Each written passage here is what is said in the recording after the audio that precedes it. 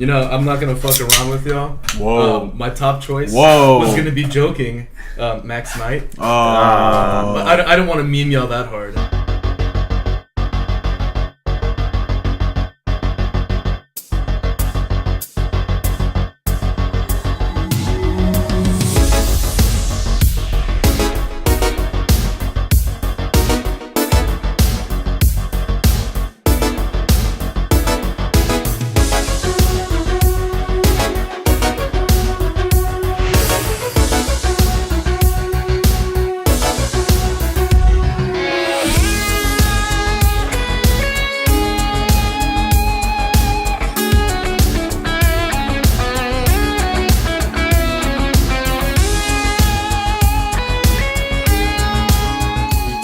Alright, we don't need to spin the sig, so you can start again. Alright, I forgot about that. Sure. Alright. My number 5 on my list is the movie The Fantastic Mr. Fox. Whoa. It's a Wes Anderson film. It's a claymation film, and it there's something about it because motion animation. Oh yeah, because not all of it's clay. Clay. Some of it's clay. It's by that fun kooky director though. Yeah, but okay, I know you don't like no, Wes Anderson. No, that movie's okay. That and Royal Tenenbaums are good. Yeah, like they're good. Like there's something so nice about the level of artistry that goes into a stop motion movie. Oh, you know what I mean? Like Absolutely. the shots that they set up are really nice because it doesn't feel like a Dreamcast movie. It doesn't feel like a Disney movie. Dreamcast. Movie. It doesn't feel like a Dreamcast Sega? movie. It doesn't feel like Shenmue when I'm watching it. That's what I want. I hope not. But yeah, I don't know if y'all have seen it. You've seen it, but it's a charming movie, and I think the way that I can watch it and enjoy it, and also know that if I'm babysitting kids and show it to them, and they'll enjoy it too. It's really nice. Makes you glad to feel alive. Yeah. Joseph gave it to me for my birthday one year, and I sold it shortly after. I sold it back to to him? I sold it. No, to him. I bought it back. Wow, what a deal! No, movie stopped for like $1.50. I don't know. I like the movie. I just needed some money for other things. I think. What did you need $1.50 for? It was all. I was you don't want to know. Too. I was selling all kinds of CDs and shit. And college was a rough time. In my tier of Wes Anderson movies, it's not at the bottom, but it's not at the top either. I think it was a really solid film, and I think it is really charming. But like Amelie, it's like, how far does charming go? Yeah. In my heart of heart. Truly top 5s. That's fair. But yeah, without a doubt, I love the movie. My favorite character is Jason Schwartzman's little fox dude. Yeah. He's like the little loser, right? Yeah, he's a little loser. He's a fucking nerd. Yeah. Your favorite Wes Anderson movie? Oh, what? Your favorite Wes Anderson movie then? Oh, my favorite Wes Anderson movie is... Just because we're on the topic. Life Aquatic. Really? Yeah. I've seen like 5 minutes of that movie. Wow, that's. I never saw it because like everybody was ranting about it. Like it was the worst Wes Anderson movie. I'm not like saying it is. It's just like I don't care. It's like his it's his most poorly reviewed movie. I mean, but it's still like well reviewed. Yeah. But wow. Yeah. Dark horse. I left out HBO picks for my TV show for Scrubs. You think I give a fuck about what anybody has to say? Was one of them Aqua Teen? What didn't you choose Aqua Teen? Squidbillies was like number 3 or 4. I think we talked about Aqua Teen, and I can't really remember. No, we talked about Aqua Teen the other night. Yeah, it's okay. It was one drunk blur. Yeah, because these guys, you've seen. I watched a bit of it. I think me and Fed watched about the same amount. Of Aqua Teen because it was. No, I've seen more.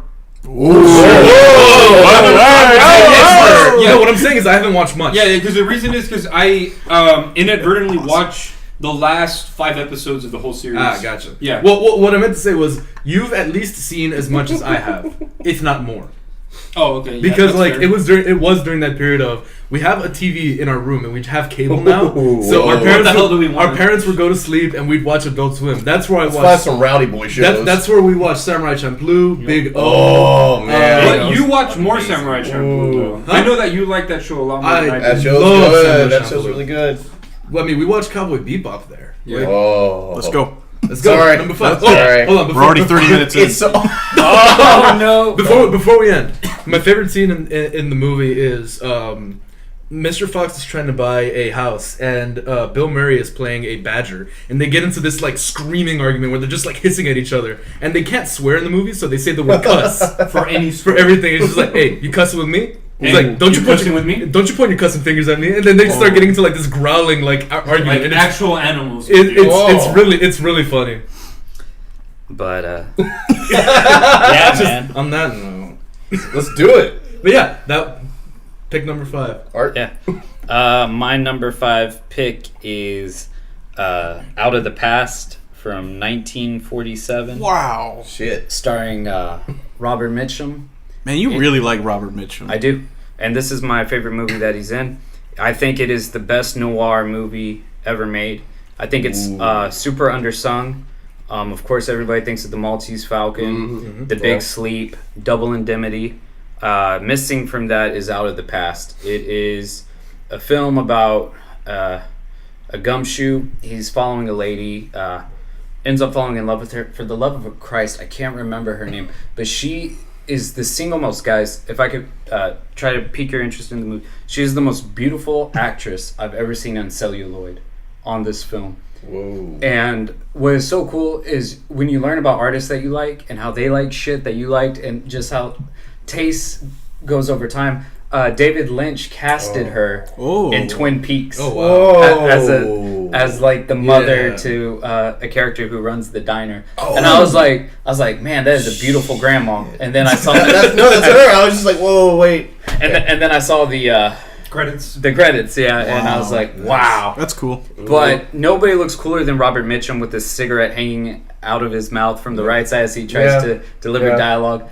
I know that, I don't know about you, Jay, when I started smoking, like, I like movies, right? In video games, you see people and they look fucking cool. Little do you know, when you're 18, you don't look cool smoking. Yeah. Like, I feel like what sucks is now that I quit, I'm getting to my late 20s and 30s, like, I look more rugged. Like, I might be able to pull it off.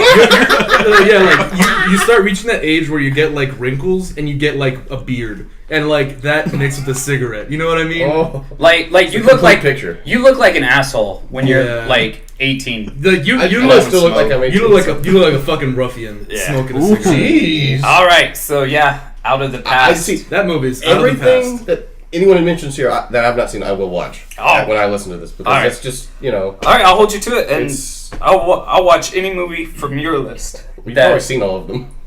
Maybe not. I guarantee it. All right, so let's find out. Number 5 is... Come on. No, you are sick. You are a fucked up individual. What did you say? Have you heard of Gummo? You know what's funny? Harmony I was going to Korine. recommend that to watch. The what? Man. Harmony I'm not Korine kidding. movie. All he needs to see is the trailer, I feel like. Yeah. That'll give you a good... Because that is I'll the watch whole the movie. We'll watch the trailer We afterwards. will. Yeah, Okay. please. In Bruges. In Nice. Bruges? Good That's pick. a really good choice. That is a good one. It's not like... It's not some incredible plot or anything, or some big bombastic thing, or anything with poetry. Oh, there's some poetry to it, but I just have always had such an affinity for that. The feel of Bruges, it's incredible. It's purgatory. Yeah. That's what Brendan Gleeson But- wants to like convey the whole movie. Yeah. And Yeah. what's his name? Ray? Yeah. Colin Farrell's character doesn't get. Yeah. It is... And I completely get why you like it. You know? It worships that setting, though. Yeah. It is so indulgent in that setting, and in what's good and bad about it, and it's sort of its own character in the movie, I feel like. And, of course, their story is absolutely miserable. It's one of the most miserable movies I've ever seen. Yeah. But there's a... Who's the director again? I can't remember his name. Michael McDonough. McDonald. Yeah. He has such a... He's one of those Martin directors McDonough. that when you see... You can immediately tell this is him, I feel like. And his dialogue and the way it works, it's so... Is he writer-director? Pretty sure. I want to say yes, because like Seven Psychopaths, it was the same way. It has an energy It was the about same thing, and I've never felt anything like it. I haven't seen Seven Psychopaths. You should definitely see it's it. a good, You fun should definitely movie. see it. It's a lot less upsetting Yeah. than In Bruges is. Like, I might be impressed with the city Bruges, but I'm not from a fucking farm. Oh. Or whatever he says. Oh. And that's the thing. It's just like that. That's really cool how it plays into how the characters treat it. How each character treats the city of Bruges. What it does to them. Yeah, like with Colin Farrell's character, he's so he hates it. Like and then Brendan Gleeson, the foil, he's in love with it, Yeah. and just this fucking kid, this. And just the realization of what he has to do. Yeah. It's I don't know. It's like a tragedy. Yeah. Like a small tragedy. It's so self-contained. Yeah. And I love it. It's like, have you ever been so distraught over killing a midget that you decided to take your own life? It was a boy. The boy. It was a boy. No, watching Bruges. Maybe you'll understand. But yeah, I mean, I don't really have. It's a fine pick, movie. yeah. That's a good. I like that movie. I don't really have much more to say about it. It's just, Yeah. it's very tasteful. Did you guys actually have a numbered list? Yeah. 'Cause I cannot nail down my number one movie. I struggled with I it. don't think that's possible. So mine is more just like dash marks. Okay. I So can I'm just- only because I've obsessed over movie lists more than I've obsessed over TV and video Yeah. game lists. Yeah. My video games was like solid. Yeah, I was very mine short was of that. pretty specific. Mine for the number 5 spot is gonna be Django Unchained. Oh man, that's my number 4. Django. That is just like that movie. It's so Chris. It is. I mean, like Yeah. Funner than it should be. Yes, Smarter than yes. it should be. Yeah. the dialogue is so quick and the editing is Yeah. really snappy. And I really tell you what, I enjoyable. was totally ready to not like it. The controversy, it didn't have too much great will behind it. Like the press tour, people had seen it. There were rumors about its profuse use of the N-word. And okay, so what was the context of this movie? But when I saw it, I was like, Very tasteful. Yeah. Well, I don't know, and it's I don't know about appropriate, taste, but appropriate, and Yeah. it was. No, for Tarantino standards. I think it's such a pretty and grisly movie at the same time. The scene, the Mandingo scene. Oh, that's horrible. It's grisly, but When you look. Cuddy's fighting. Yeah, someone but, to the death. That was actually one of the more controversial parts because there's no evidence that actually was a thing Yeah. ever. Yeah, And it was like, oof. but in that you look at something like Candyland as well, and some of the dining room shots are really cool. I think the entire conflict, how it spans from hey, we're buying so-so from you to we're gonna fucking kill you. The span of emotions that happens in this one room, it's really neat, and especially that shootout also, scene.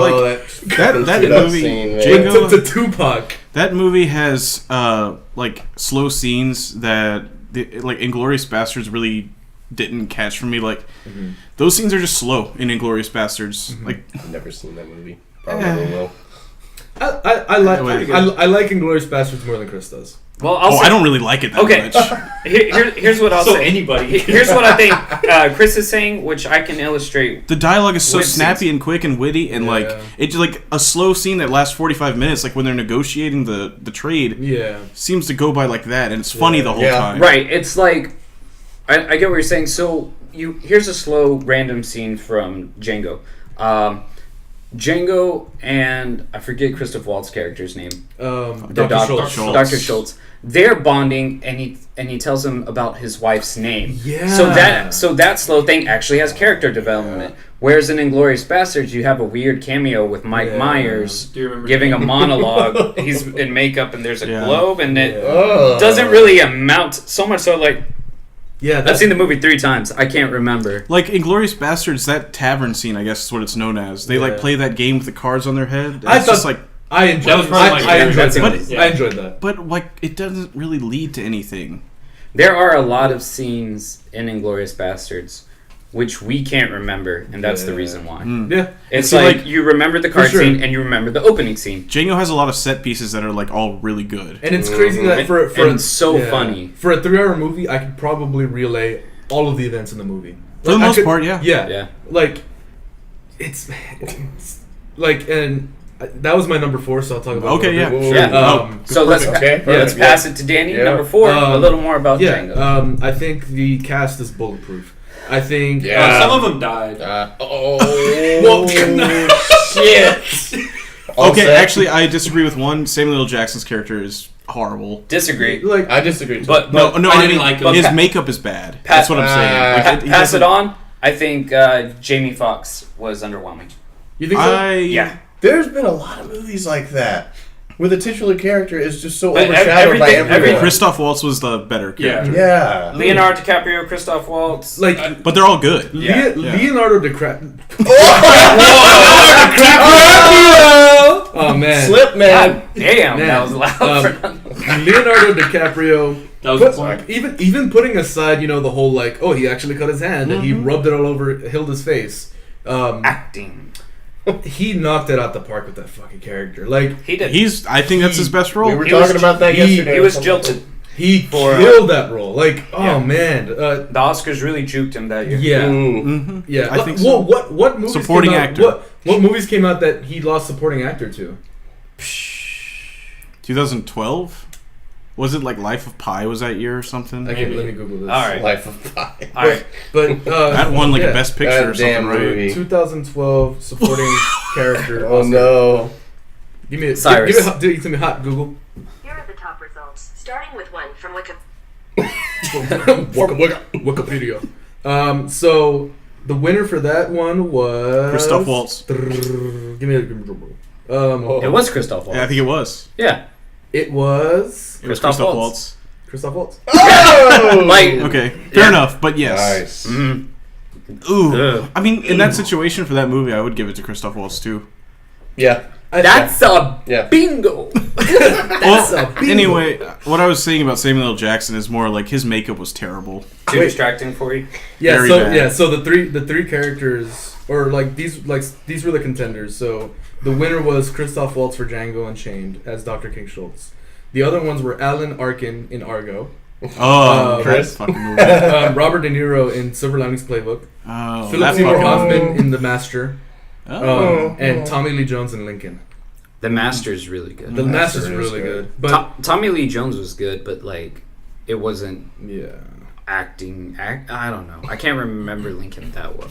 Lincoln was fine. In fact, That's all I I'll think say. Spielberg movie. Yeah. I think in hindsight, it should have been between Leo and Philip Seymour Hoffman. Yeah. Because The Master is really good. But yeah, like that, like the thing for me with that movie with Django Unchained, and I mean just as wrapping it up, it's the cast. I think it's incredible. Like I really like. It's that really cast. good. It's really good. The music is really good. You got some sound design? You've got some like The sound design is immaculate. you've got some like seriously. you've got some like Ever done Rick Ross with thrown in with crap. some Jim Croce. Like it's so cool. Like the soundtrack to that movie is awesome. Let's not forget the quick zooms. Yes. Please. Yes. Oh my god! Like when it like Was zooms it- in on Leo. It's Crash- so good. Crash zoom, It's is that what it's called? good. Yeah, All right. fantastic. Yep. All right. My number 4 movie is a 1988 action film called Die Hard. Oh. The original Die Hard. Did you know it's a Christmas movie? Oh, I was about to do that too. Damn it, Daniel. Damn, Daniel. No! Oh, no! Get out! Fucker. Okay. You look So- visibly distressed. Over Getting too old for this shit. Well, like I was going to say is that Lethal Weapon is like probably in my top 10. Mm-hmm. Like I love 80s action. Oh, movies. yeah. I love like and I don't mean this like ironically. Like I'm a socialist like I like the working man. Like I miss when we had blue collar everyday men who weren't fucking superheroes like Jason Bourne who can kick your ass and he knows 90 different fucking languages. Same thing with Jack Reacher. Same thing with every one of these stupid fuckers that they keep copy and pasting in every single goddamn movie. Like I miss my John McClane. I miss my crazy ass Vietnam vet Mel Gibson from Lethal Weapon. I'm miss Sylvester Stallone. Oh, like man, yeah. like these movies are so like unabashedly like unpretentious and they're just Yeah. and part Die Hard is that also it's such a tight script and it like it's so good and the villain man Rickman, right? yeah, Yeah, Alan Rickman He was really good at it's it. fantastic. I love Alan Rickman. I actually have not seen Die Hard, and I want to ask this: where does it land on the kitschiness scale? Really? Yeah, seriously. 1 to 10, 2 or 3. Wow. Yeah. It's Wow. not. What about Yeah. on the slammability factor? On Whoa. slammability? Slam 9. Oh! 9. I slam Die Hard like once or twice a year. But dude, it is so. I want to watch it, but it's not on any like streaming services. The- You and I get it at can't. Walmart for like $5. Yeah, I'm sure. I don't want. A Yeah, DVD. in those in those bins where you like reach in and you pull out Just rent like it. Google Clerks Play, 2. Amazon. No, I just But- pull out a clerk. Every time I found it, it's like on YouTube and it's like at 1.25 speed. Yeah. But Fantastic. so what's great about Die Hard is that it's the late 80s. It's almost the 90s. So the practical effects and the directing has evolved in a way to where it's not that. Actually, like Die Hard 2 takes a step back from Die Hard 1. It's not as good, as well directed or written. But like Die Hard 1 has aged really well. One of my favorite things when even though like I said I love Sylvester Stallone, but when Expendables 2 came out, they started using the blood spurt CG. Oh, Whereas God. being a huge no. fan of 80s action movies, I love squids. Yeah. Yeah, me Right? too. Yeah. You know, Which just is awesome. it's Another just part an of Django also. an ex- Yeah. Yeah. Yeah. and God, the movie's so bloody. Like, It's a bloodbath. yeah. and Sorry, no. I mean, I wish I could remember what the VHS cover says. It's like 48 stories of non-stop action. But you know, like everything that followed it became Die Hard. I mean, it was such an amazing concept of okay, you got a guy here and he's contained, and it's him against whatever. So like Air Force One became Die Hard on a plane. Ooh. You know, Mhm. what's that fucking movie with Steven Seagal? That's Die Hard in a sub. You know, Yeah.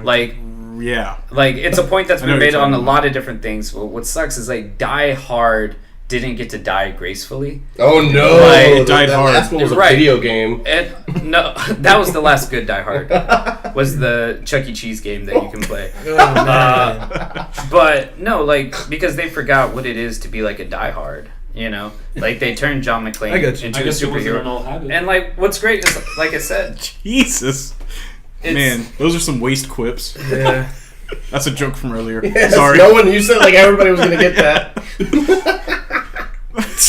I got. You know what? I'm done. Oh, I think it's That was number 1 through 4. Hey, hold on, hold on. I think it might be the greatest action movie of all time. I think that, Seriously. I think that keep adventure action separate. I agree. Yeah. But even though I have a movie that has action in it, but Yeah. we'll see. That's a little ahead of it. But yeah, Die Hard, number 4 movie. Sweet. Give it to us. Give me 2 straight. David Fincher's The Girl with the Dragon Tattoo. It's a good movie. It's a good pick. All right, Chris, number. I don't know if anybody's seen the original. No, the original. No. The what? Swedish ones or whatever. Yeah. Right, which were not reviewed that well. If I remember. No, but But you're talking about the new one, or David the old Fincher. one? yeah, the new. Okay. Yeah. I've always liked David Fincher a good deal. Maybe not that Alien. Fight movie. Club, right? Yeah. Yeah. Yeah? Yeah. Fight Club and 7. Didn't you do that? I mean, Fight Club 7, Alien 3. ooh. It's got a- Fincher. Did he do Gone Girl? I think he did Gone Girl. He might have. I think he I did. did not like Zodiac. Gone Girl. Leo Fincher is an American Zodiac's director and really producer. Curious Case of Benjamin Button. Oh! That's the most un-Fincher. Yeah, what? Like, all right, let me read off. Bum Fight 17. Okay, so Social Network. I've read the book. It's based off the first one of the series, and the thing that's amazing about this movie is that it's really slow, actually. I mean, that's not why it's amazing, but it strings you along on this family saga where you get to know the family, this fucked up family on this sort of island that is just, they all hate each other. And it's such a bitter, cold movie. Scandinavian as shit, The characters are just, it's just, they're all so unlikely, and they work. Like Daniel Craig and Rooney Mara trying so fucking hard, doing the best she could do, I feel like, and creating sort of a transformative role. that was so distant and unapproachable Yeah. in so many ways, and selling it that you can believe there's actually something in her dead eyes, deep in there. It's really great, and I'm big on atmosphere and stuff. Like I said, that movie is petrifyingly cold and sterile. Yeah. But I don't know. That movie was nothing like I thought it was going to be. Yeah, Yeah, because me when I too. first saw it, I hadn't read the book or anything, or seen any of the previous movies. Yeah, I thought it was gonna be like an action movie. It's like before I knew I anything mean, about it. What's that point? You know, it's actually not in the book that the killer in the end makes. Oh yeah, like the hardest thing to do is to just say no. Yeah, like he's even, got Daniel Craig's character tied yeah. up, and before that, and Daniel Craig knows Yeah. that he's the guy. Yeah. And he says, "Well, why don't you come and have a drink?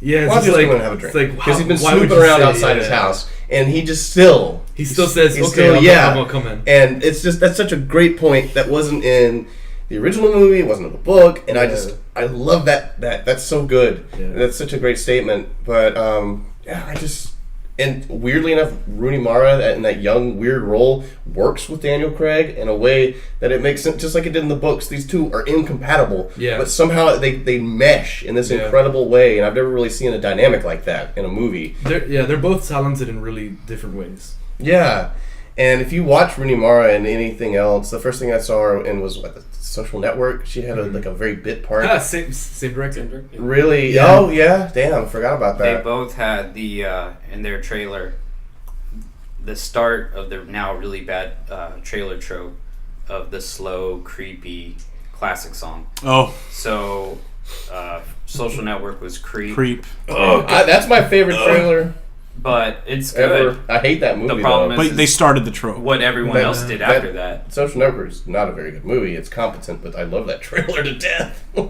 it makes the movie look like it's going to be so much more than it is. I'm trying to remember what was the song they did for the Well, the intro was Immigrant Song. Yeah, the cover but of it's it. a fucked up. It was one. a cover of it. and I don't like that pardon intro me, at all. What's his name? Trent Reznor? Did he do the soundtrack? Yes, And that's I think right. it's Yes. except for the intro, an awesome soundtrack. It's so You didn't like the intro sequence in the movie?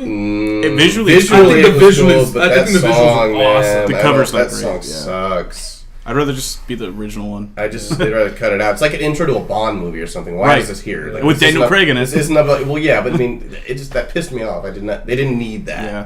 Even though it was nice, but Sweet. that movie's just I don't know, for some reason near and dear to my heart, and I've watched it more times than I probably should have.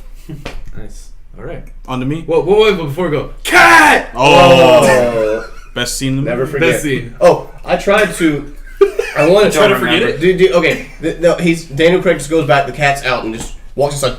God! And walks immediately back inside. It's great. And It's fucking terrifying. The cat's like cut up into a swastika. No, that's later. That's Yeah. later, but yeah.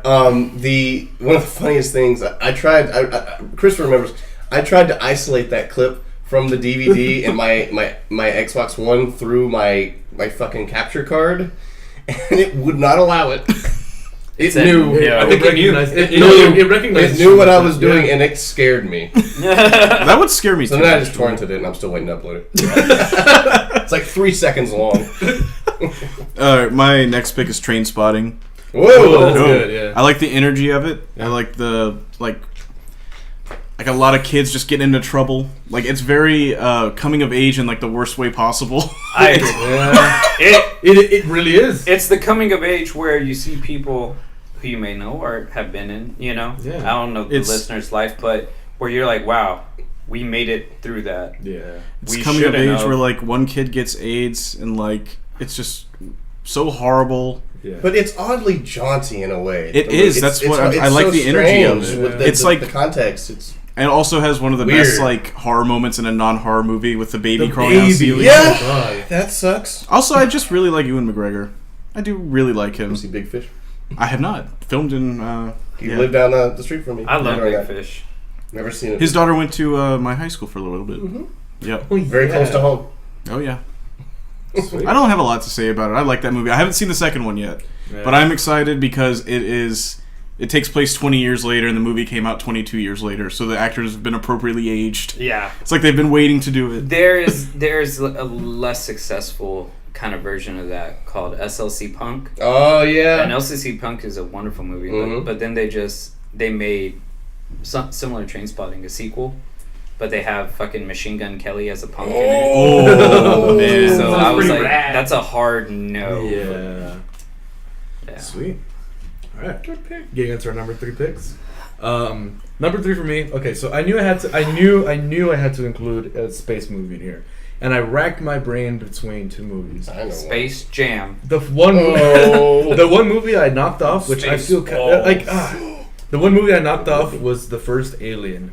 So as an honorable mention, I'll say Alien is an incredible movie because of just it really is the best way to show claustrophobia. Mm-hmm. Like, you're not only like sequestered inside the ship, but you're in space. Like, Direction aside, to me, that is the best art design, standalone art design ever. It's ever, awesome. ever. Old Geiger. Yeah, it's Or incredible. Giger, whatever. What a gamble. From the Nostromo yeah. to the space jockey, like fucking- Man. And then when all that stuff existed without context, I mean, without all the wonderful mystery being spoiled about it through crappy sequels. Yeah. Even though Aliens is awesome, but like, So it's a totally different movie. yeah, but Yeah. It's like Terminator 1, Terminator 2. right, whatever. They're not the same movie at all. But So, yes. so shout outs to Alien. Shout outs to Oh Alien.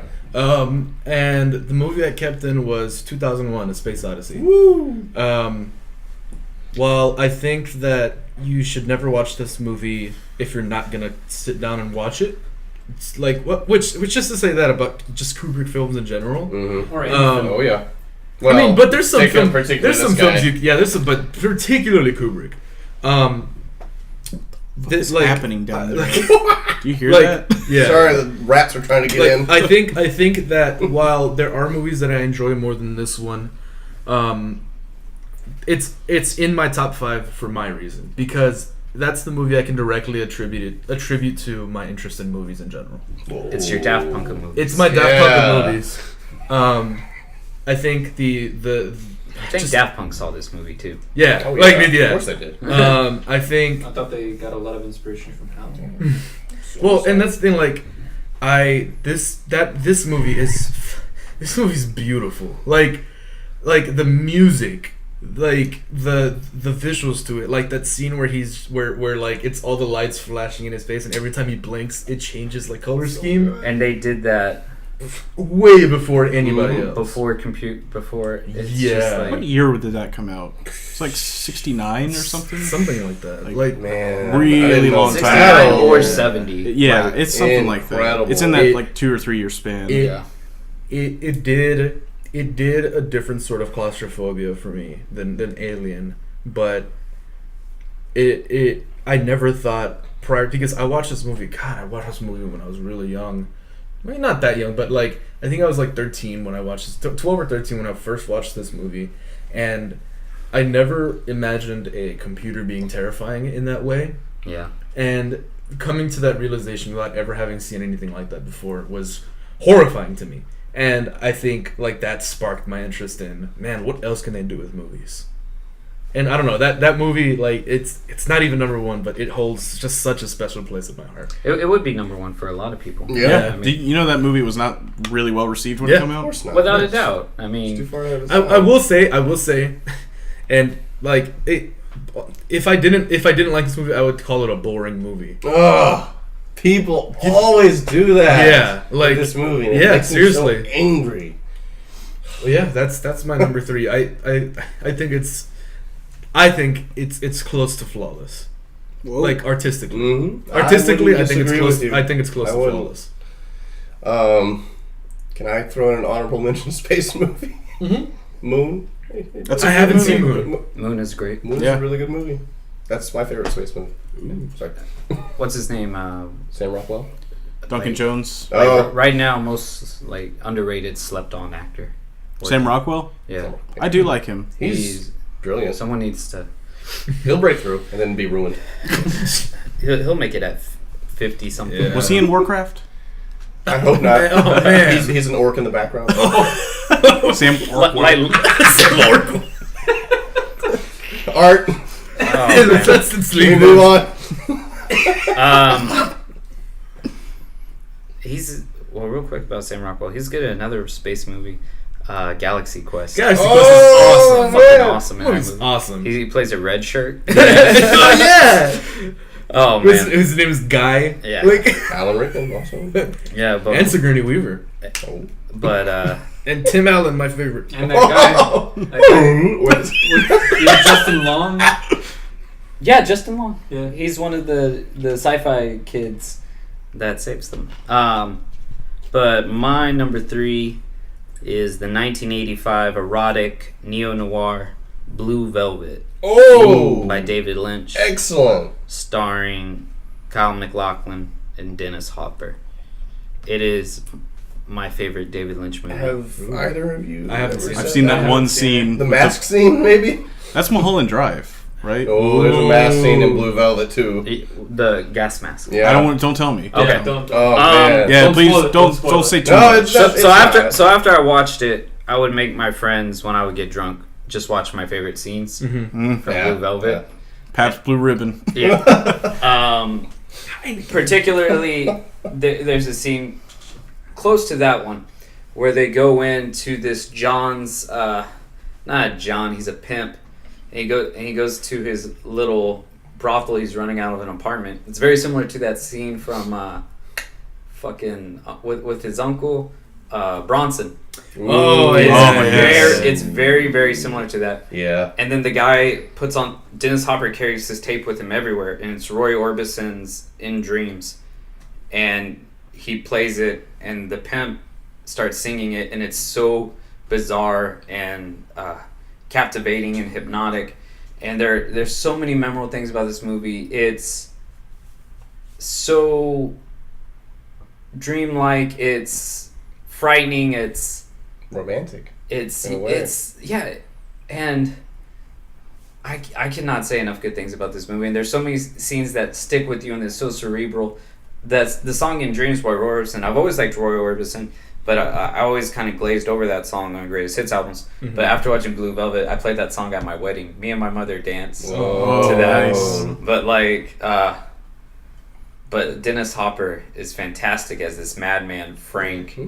And like, this movie pushes boundaries then, it pushes boundaries now, and it's a strange, wonderful film that deals with the seedy underside of small town living. Maybe that's why, like, it gravitated to me so much, is like, so you see all these people that are nice and lovely on the surface, but what's underneath. Every single town has drug addicts. Yeah. Every single town has sexual abuse. Every single town has two or three hooked. So is it a Lynchian small town? Lynch has a bit of a. Is it a small town vibe? Yeah, it's Lynch definitely the definitely prototype did that that. laid the groundwork for Twin Peaks. Yep, thank you.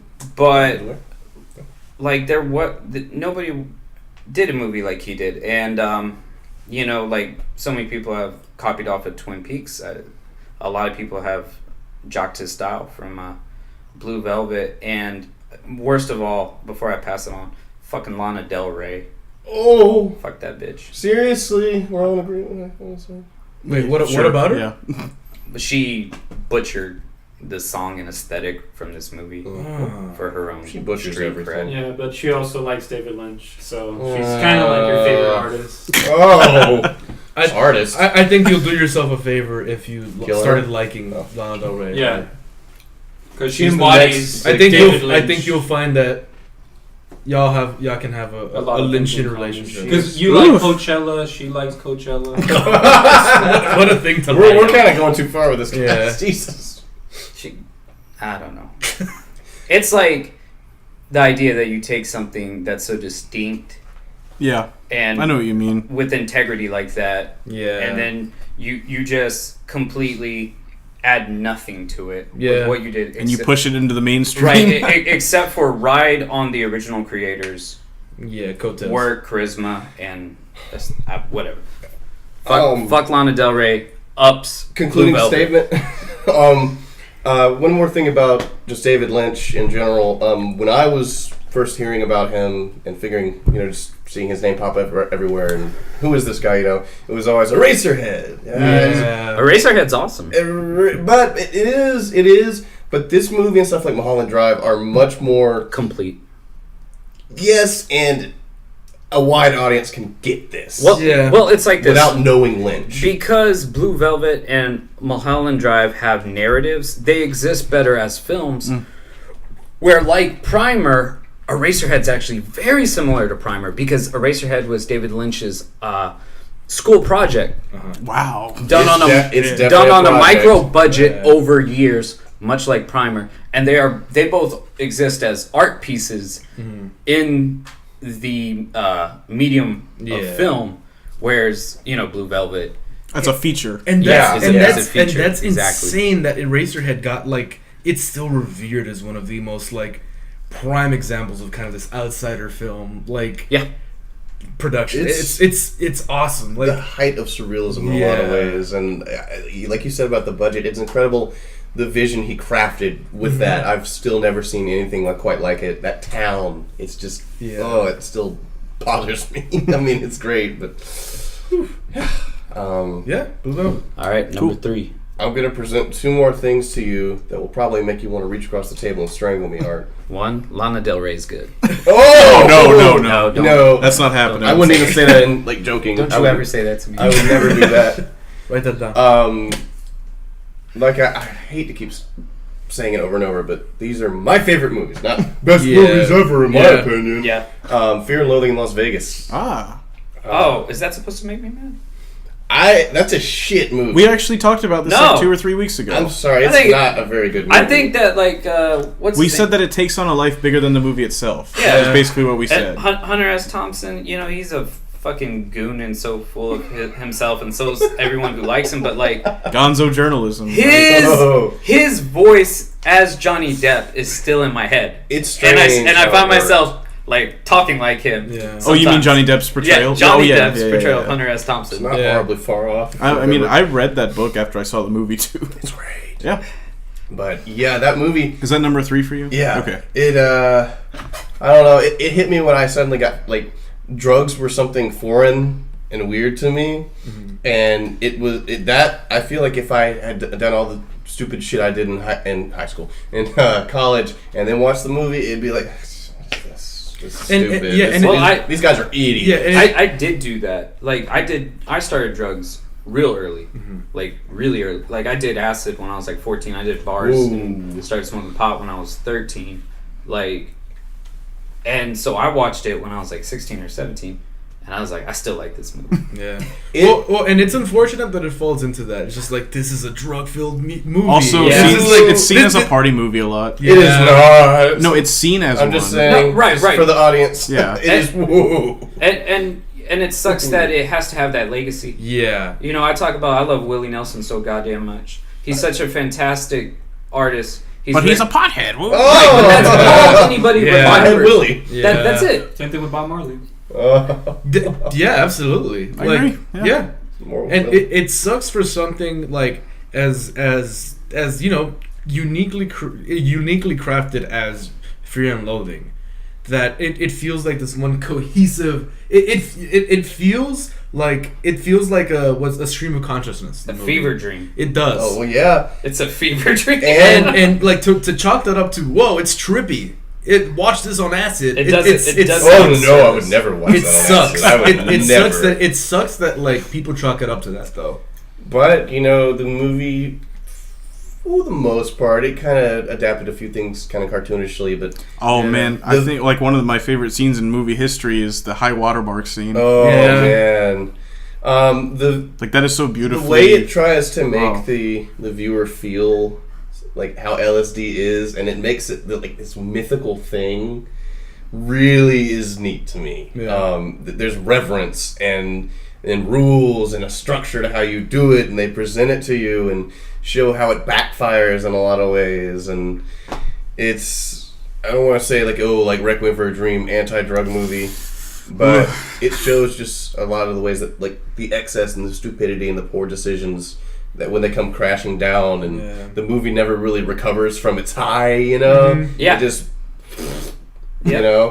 Especially, like, if you remember that's really appropriate, too. Yeah. That diner scene is one of the hardest things to watch when Benicio del Toro is just being just a piece of shit. Yeah. Is that the part where he's just like lying on the ground everywhere or something like that? No. I'm trying to remember that. They just go to this diner and he just feels like being a real piece of shit to this waitress. Just, okay. Just a total piece of shit, and she wants to call the cops on him. He fucking cuts the wire, and it's just like, Jesus, this is hard to look at. Yeah. It was like, it sobered me up so crazily. It adds a layer of outside looking into it. Like, because most of the movie is, this is what we're experiencing.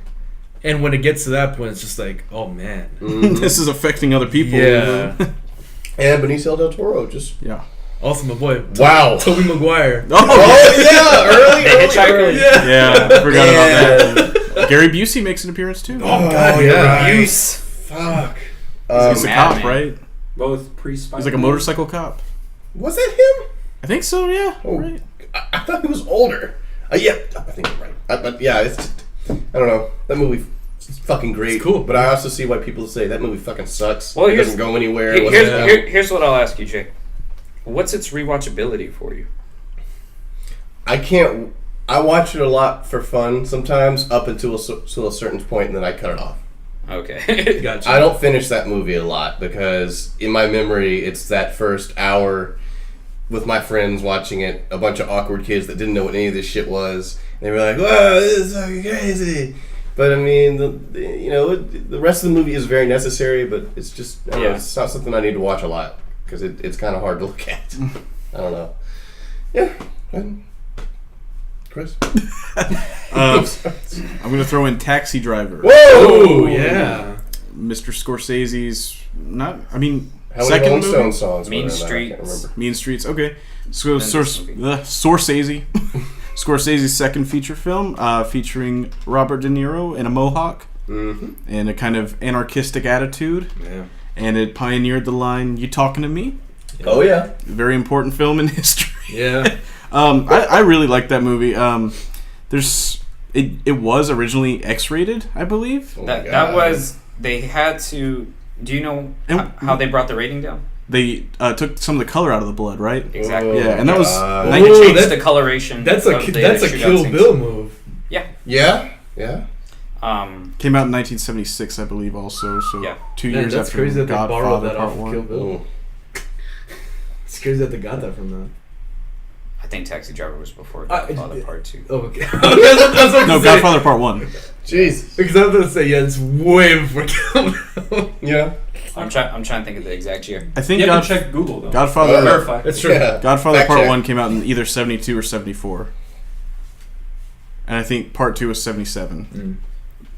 Something along those lines. Yeah. Taxi Driver is such a good film. It was in my top. It was number one for a long, long time. It's really hard for me to watch because, I think a lot of people is like, I don't think I have schizophrenia or something like that, like Travis Bickle does. But sometimes you get a little hypochondriac, and you're like, what if I do?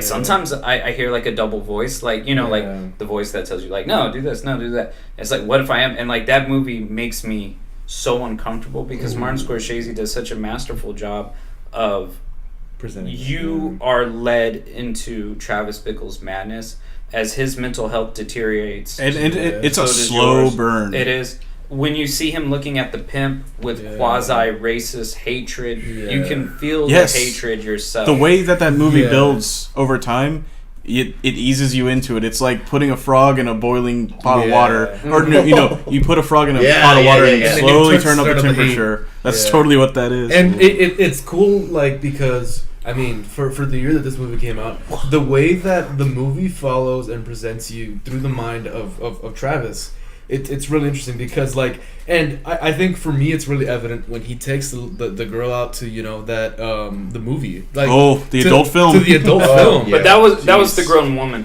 he liked. Well, not Michelle. Not Jodie Michelle. Foster. Well, Jodie yeah, Foster, but like, but not that's Jodie the thing. Foster. It's just like he's like you start feeling that sense of disconnection. Right, That's he's so just like, out of it that he thinks start it's he a thinks seeing good this is a good idea. He's just like, I like this. You see the so- psychosis. It's like oh, I like this, so I should take her to this thing that I like. Yeah. And it's just like you start to get that he's a little bit off kilter. You know what I mean? Like, and it But really gets worse. But the like, movie never plays it in a way where it draws attention with editing yeah, or cinematography. Be like, oh look, he's a crazy Yeah. guy. Yeah. You're just like, huh? And Yeah. she's like in real life, she doesn't talk about it a lot. She just cuts him off. Yeah. Like she doesn't even draw too much attention to it. Some people probably don't even remember that. Yeah. The first time they saw it in theaters, you know. And also like this. I use this word too much. Not enough, but too much. Whoa. Jarring. Oh, hey. The gore whenever he walks into the place to rescue the girl, like She blows a guy's hand I off. did not expect how gruesome that movie would be. Like in that scene, it's jarring. Like It is. It's I mean, it's it's been- a speed in the movie that wasn't there. I think the movie is about 2 hours and 40 minutes, and about 2 hours and 30 minutes of it, it gets there's to that. nothing like that. Yeah. You just see one thing where he shoots the guy in the store. Right. Yeah. But it all builds to that violent, climactic moment where everything goes wrong. yeah. Mhm. And like I think I could be wrong, but that to me it's one of the first movies to ever do that. Mm-hmm. You know, yeah, it really shows you where someone who made a career out, not really doing it as much, but like Quentin Tarantino Yeah. likes that. Mm-hmm. The build up Yeah. to that one disastrous moment. Mm-hmm. Now he puts more action in between, like in True Yeah. Romance and Reservoir Dogs, but he does it Mhm. and he Yeah. loves it. But I think there's something about the way Taxi Driver is directed where it's real slow throughout. It's real ambient, all the music and the driving through the city, and then all of a sudden Yeah. just explodes at the end. It is a talented, beyond their years actor and director, Yep. Mhm. hand in hand, in sync, Yep. 100%. Martin Scorsese and Robert De Niro. Absolutely. You see, like, did y'all ever see Mean Streets? No. No. It's a pretty fucking cool movie, but the Taxi Driver is tremendous. Yeah. Absolutely. Man, it's making me reevaluate. Because before this list, I was like, No. well, maybe I put a Scorsese film in. Because he was my favorite director forever Mhm. until David Lynch. Mhm. And I was like, man, what is my favorite Scorsese film? And it was between Casino and Taxi Driver. Ooh. Yeah. But yeah. All right. Sweet. Cool. My number. Oh, That's my- number 2. Can I pipe in? Okay. Oh. No, I'm speaking to you. Yeah, so my number 2 spot is reserved for a 1975 comedy movie, British comedy. Uh-oh. It's the movie Monty Python and the Quest for the Holy Grail. Wow! What? Nice. I thought it was going to be Hot Buzz. Oh! So, Wow! I think that movie, like, and I hate to chalk it up to this, but it is the most quotable movie ever made. It is. I think it is. It's It's up Yeah. there. It's It- up there. yeah. If it's not. Let me have. I have one word to describe Monty Python. sure. It's jarring. Yes. I'll tell you what's drawing. Fucking Tim, like pointing at shit and like blowing it up. Just For that rabbit. yeah, absolutely. Rabbit But, was amazing. Yeah. I love the way it treats that setting with such a reverence. yeah, And they built up to it Yeah. with the Life of Brian. yeah. Oh man, that movie's good. And That's a good oh movie. god, It like the way the like I just can't Okay. like that movie it's so funny like The intermission. yeah okay that part where they make the intermission like Right, 10 you told us about this. they make the intermission 10 seconds long so like so as soon as you start getting up to go get some stuff for the intermission it starts over I again. think they talked about that too. They're Yeah. like they want to upset the people in the Yeah. theater. God, the ending is It's like great thing ever. the ending is 10 Pandemonium. minutes long. Yeah. Like With that them part getting where it says arrested? the end. No, where like the movie cuts off and then it's just music for 10 minutes And then it says and then the it end. says the end. Yeah. But yeah, that scene where they get arrested before getting to That the castle and I fighting was the so French. confused. I was so confused. I'm like, what the hell is going on? Like this movie works on a ton of layers. So it works on like the modern investigative side, where it's just like these guys, these lunatics are going around like killing people, but they're into it. Yeah, they believe it. Lancelot. Yeah, like the characters, they're really well thought out, but they're not that like they don't seem thought out. I don't know, Daniel. Like they don't seem incredibly thought out. There's a calculated randomness to them. Exactly. Yeah. Like the characters fit, and I think the way that they interact with each other is incredible. Like I think if you take any part of this movie out, it's not the same movie. And I think the way that it does that, it's incredible. Like, if you took the French people out of this movie, it wouldn't be as great. If you took Tim the Enchanter out of this movie, it wouldn't be great. If you took out the coconuts to swallow. The Knights Who Say Ni. There's so many little tidbits of the movie, but it never feels like it's just a bunch of Monty Python sketches like stitched together. Well, it's flowing in a way that it's entertaining throughout. Have y'all ever seen Monty Python, the actual show? Yeah. It's not that great, but like it's okay. There's moments. Like a lot of the stuff is hit or miss. There are moments of their brilliance, but yeah, they exist so much better with their films. Mm-hmm. And I think and I think this movie, like it's so serious and not serious about the way that it like presents itself. God. Yeah. Like, it's just this. Stop averting your eyes. I like how it's animated. Yeah. Like, their animation is always so. Yeah. Cool Those like those scene transitions, like they're really crazy. Funny. But yeah, that like that's a good pick. I didn't see that coming. Really, really great movie. Wild card. I don't know. Maybe the best comedy of all time. And it's like I'm gonna throw my hat in the ring in a little bit. Cool. Throw. I mean, and what's cool is that like in a lot of lists, you're never gonna find a comedy. Yeah. Like comedy. Right, exactly. Comedy movies have the tragedy and the burden Yeah. of not being timely. Yeah. The reason why they supersede that They don't reference things. is because of the subject matter. Exactly. When you use references, you automatically date yourself. Yeah. So that's why dramas get to stand the test of time, because they're period pieces. And they're definitely self-contained. But like with King Arthur, it did absurdity.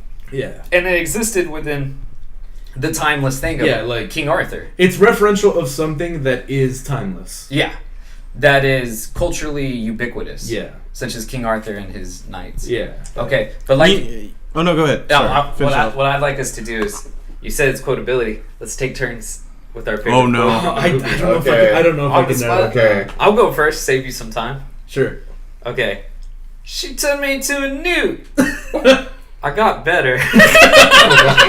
And they question him like, what? Like everyone looks at him. He's like, no, you're not. But in that I got better. It's just like what floats on water, and this guy says small rocks. It's like, no.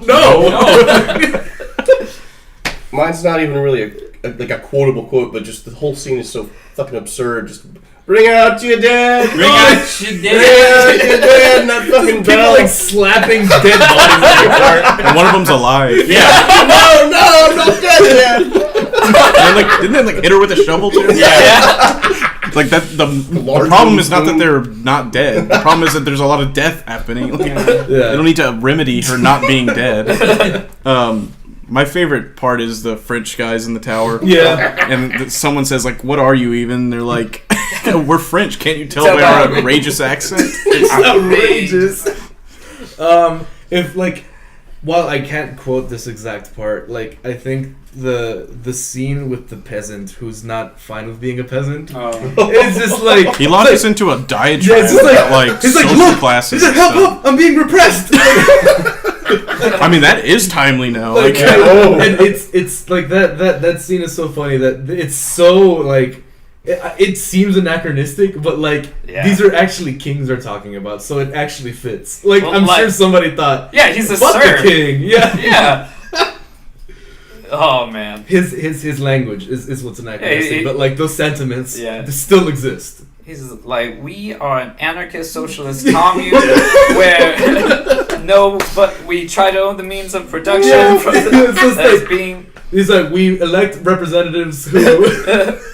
But yeah, number 2 is Definitely Monty Python. Great Quest pick. for the Holy Yeah. Grail. Great pick. This one is 1955's Seven Samurai by Akira Kurosawa. Oh shit! The timeless tale of 7 warriors who band to protect a village from roaming bandits in Sengoku era Japan. It's a classic story that has been retold over and over and over. Like we said, Bug's Life. Most notably in The Magnificent Seven and in Bug's Life. Yep. Anything where you have, like a group of villagers and they're being hurt by a threat, and so you get these awesome warriors and personalities, each one with their own distinct abilities and attitude to, and it is such an awesome film. Aside from just the timelessness of the story, Akira Kurosawa is such a brilliant director. Yes. What dates a lot of movies is when we watch a movie from the 1960s and 70s, especially 40s and 50s, it gives it away. Mm-hmm. Set design gives everything away. Yeah. Like, people, didn't even know, King Arthur. Mm-hmm. The reason why we still think of, King Arthur with, late Gothic armor and stuff is because of those old movies. It's completely wrong. Yeah. Akira Kurosawa had period-appropriate sets, costumes, everything. So under those actual cloth kimonos that were made traditionally, the real rough ones, they were wearing traditional, Japanese fundoshi underwear, those, thong diaper wraps. Some of those shots in his films are, you could hang those on a wall. Yeah. And they're, some of the composition is incredible. And so, it's just timeless. And his directing style, the movie is long, super long. It's 2.5 hours. There's an intermission in it, but I just enjoy every moment of it. And I mean, it's just so, the adventure is so awesome. I mean, the and it's like an awesome video game too, or an awesome Dungeons and Dragons campaign where you got these heroes and then they teach the villagers how to defend themselves. So you have that really cool part of a certain movie where they teach them how to lay out the traps. And they're training them and you get to see, and then the siege. Oh my god, I fucking love any siege in a movie. I love Lord of the Rings, and Helm's Deep is my favorite part of the film adaptation. That's the only scene from those movies I've seen. It's awesome. And it's just, oh man. Eat your heart out. And then of course, because it's not a Western, not Western as in cowboy, bang bang, but not yet. Yeah. But a Westernized movie, right? Where certain things are demanded. A lot of the heroes die. Yeah. And they go out like fucking badasses. Yeah. And that is just super memorable to begin with. And yeah. Kurosawa's a really influential director. Yojimbo was reimagined in Fistful of Dollars, or for a few dollars more. Yojimbo is Fistful of Dollars. Okay, yeah. Yeah. A lot of those spaghetti westerns took from his stuff. Yeah. Yep. Absolutely. Even his film The Hidden Castle was adapted into Star Wars. Wow. Awesome. Yeah. It's crazy. It's got to say something about the director to this guy settled choice. This guy created that. This guy did it better than all the movies. He created stuff that we consider timeless. Yeah. That's what a mark. Yeah. Seriously. What a fantastic director. Yeah. I think no director has more movies in the Criterion Collection than Akira Kurosawa. And God, he was active for so long. Very prolific from the late 40s to the his last film was 1990. Yeah. Wow. He made movies for a really long time. His last film was Ran. He has a few colored films. Yeah. Kagemusha, Ran.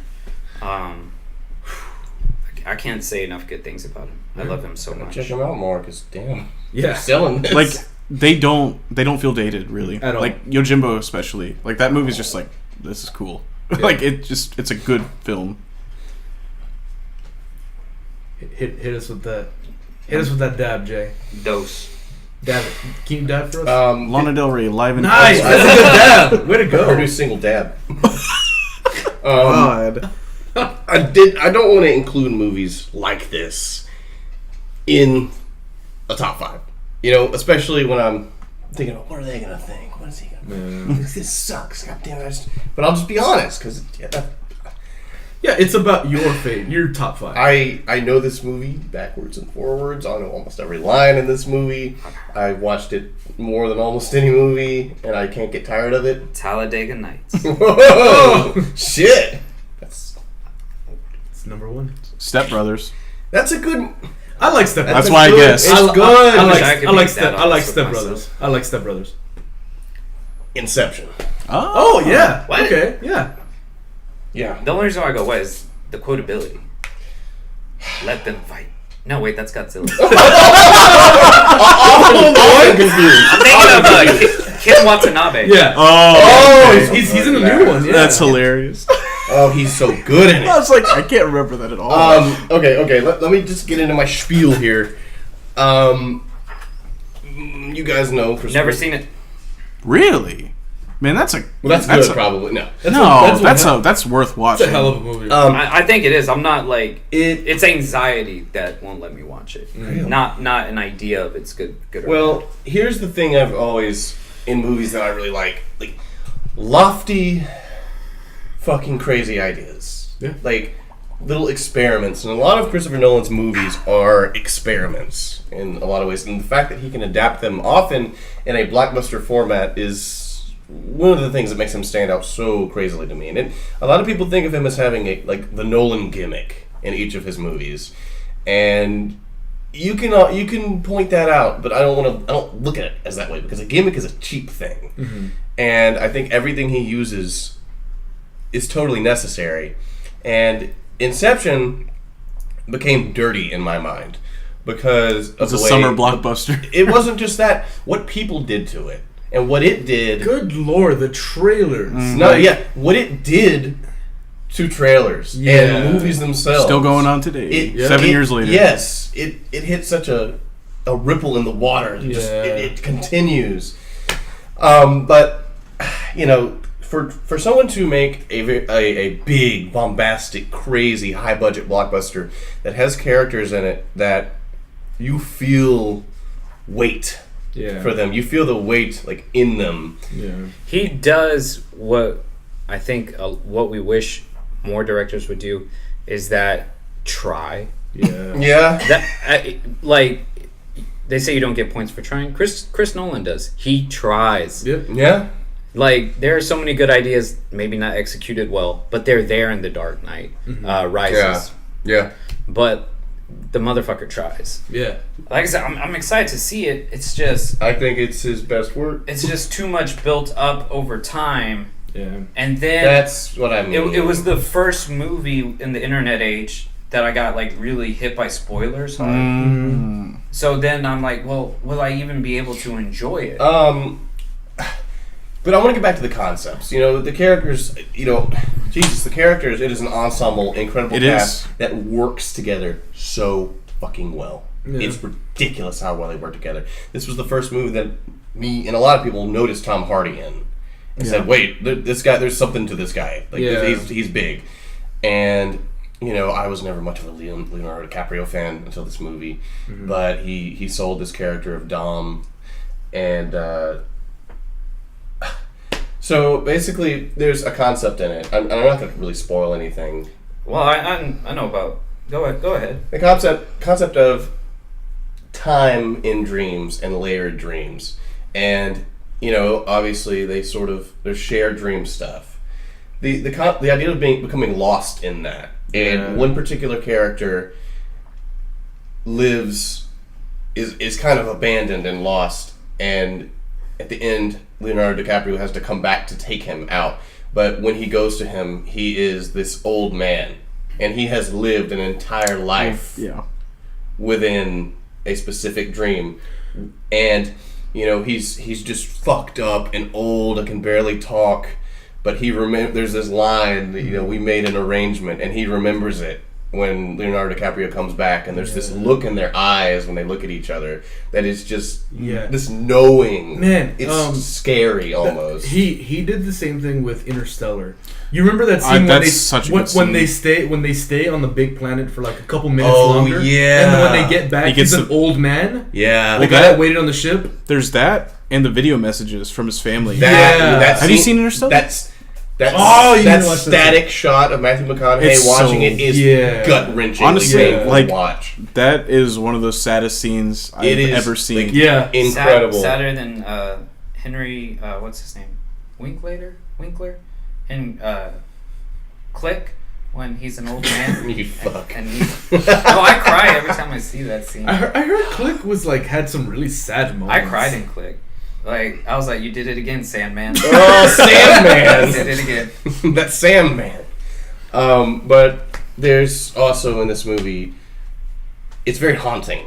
And I like things that kind of stick with you and you can't kind of get them out of your head. Like, there's like a dangerous new frontier that this director has presented to me, a vision in this movie that I can't get out of my head. And that movie really stuck with me and bothered me in a lot of ways. Because there's just some troubling stuff and like very almost angsty romantic stuff that's just, ugh. I didn't get any of that from the trailer. The trailer makes it look like bullshit. It doesn't make it look like to bullshit. me. The trailer looks fantastic. It's not the movie though. The most special parts of that movie, there's nothing. You know, like when we watched the Amelie trailer, was not that movie at all. Well, it's like Inception. What I know, the trailer was for a summer blockbuster. In mind's eye is people falling out of the sky with buildings. Well, that's a lot collapsing on each other. That's a lot of dreams folding into each other. The spectacle of it, and just also I heard like a lot of those sets were actually built. Mm-hmm. I was about to. Yeah, there's a particular hall scene that is massively famous, and it's practical. That is so. Like they built a hallway that actually rotates. They rotated it. It's similar to the opening of The Dark Knight Rises, just how the fuck did they do this practically? It's insane. But, yeah, just that movie actually touches me in so many ways. So places I never knew I had. Ooh. Yeah, really. Watch it, man. Yeah. You will not be disappointed. Okay, so you said you'd watch every movie. I have that. That we have that you didn't have on your list. What were yours again? I haven't seen Inception. The girl with the dragon tattoo, the David Fincher one, and Fear and Loathing Las Vegas. Fear and Loathing, and that's 3. What was your other one? The Inception. Inception. Yeah. No, it's 4. Yeah. Inception, Dragon Tattoo, Fear and Loathing. In Bruges. In Bruges. Yeah. Okay.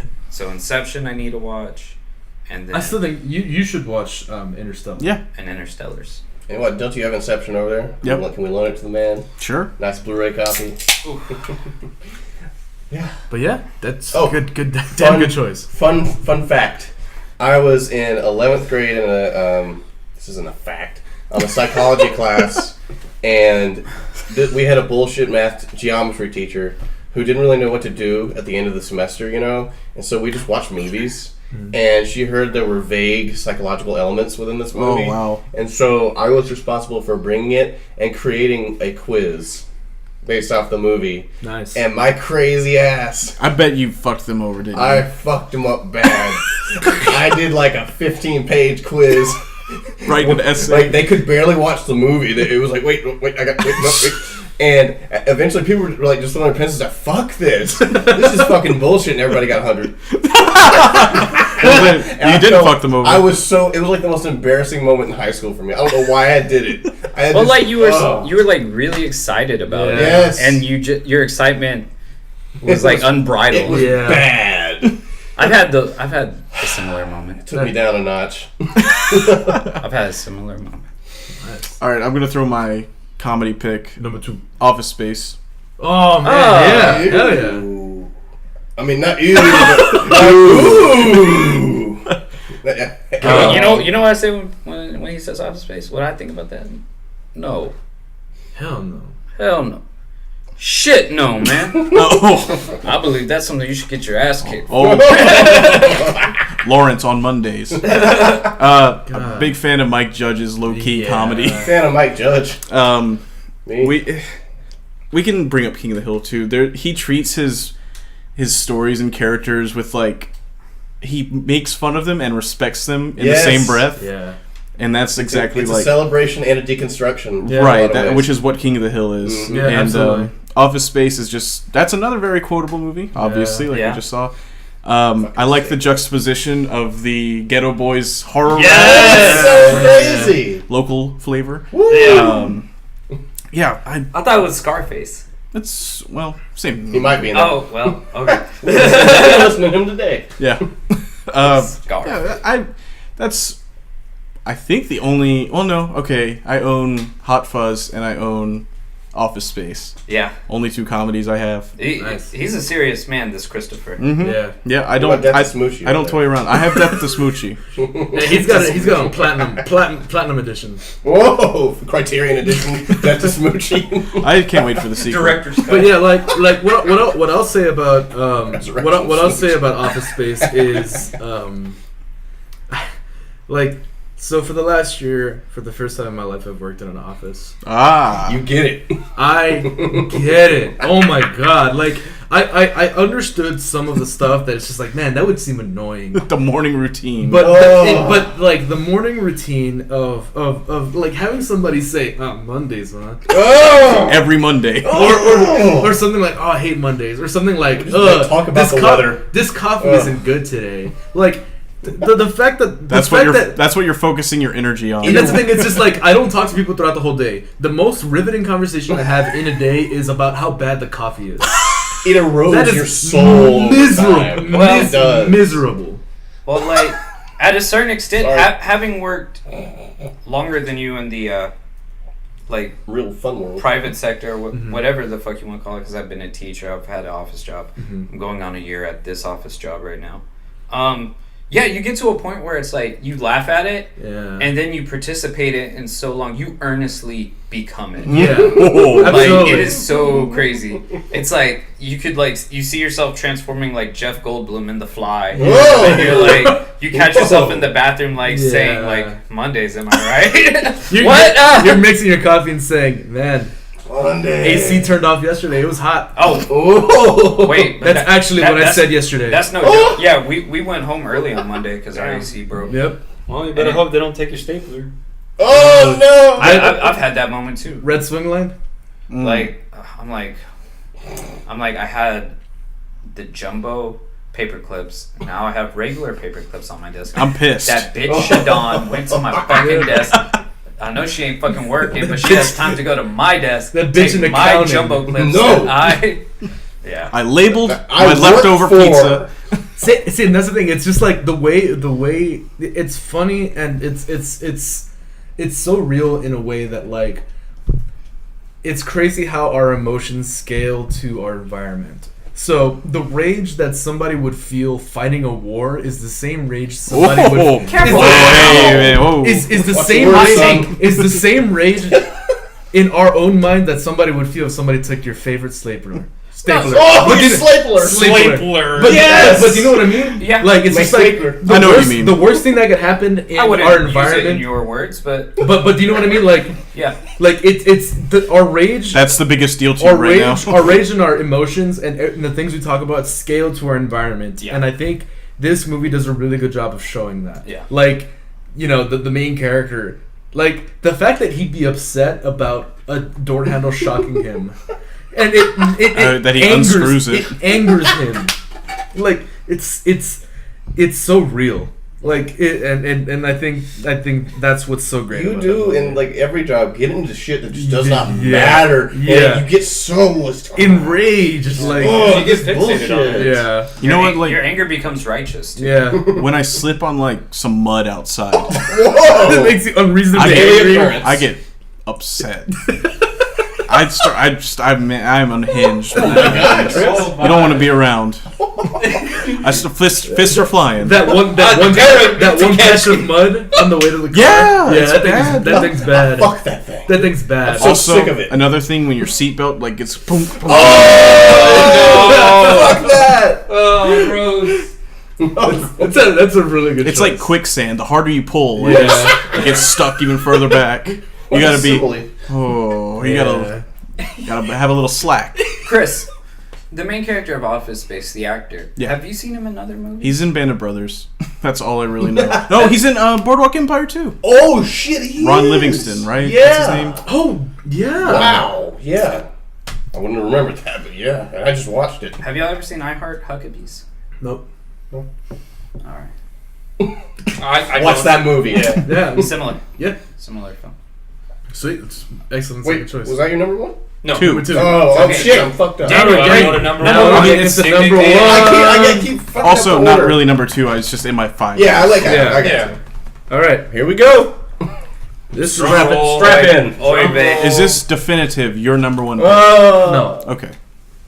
This is not my definitive number one pick because number two. Mine is. Because number two and number one wrestled for this spot. Oh. Number one. Number one is oh, Animated. okay. Let me hold on. Oh. Oh. Fuck Hercules with The Rock. I have Oh, with that shit. Dwayne the Rock. Okay. Yeah. I was like, Strong fuck him with the Rock. fuck him with The Rock. Jeez. Strong words Scorpion King for a himself. strong man. Okay, besides that, so I like serious movies, but there's something about me that really enjoys comedy movies. Yeah. This is a 2007 British comedy as well.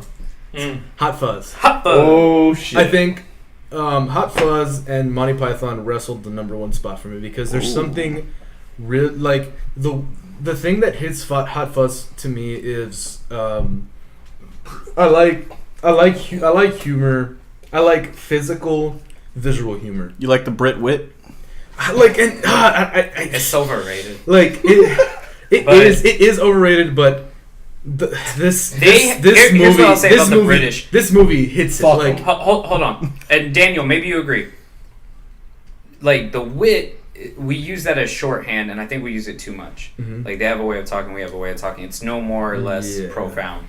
What the British have is timing. I was seriously Yeah. about to say that. Absolutely. Their timing and delivery absolutely is unique and like and really enjoyable. and like it's such an approachable movie, like because it is a modern movie. It's more modern than Monty Python, but and like sorry if I'm comparing the two because they are very very very different movies. Yeah. But it screams a certain level of quality and attention to detail that even the scene transitions are funny. Yeah. Like, and they don't seem funny. You know, like if you weren't paying attention, they wouldn't be funny. But like the fact that they dedicate one shot to like throwing flowers in a flower pot, Yeah.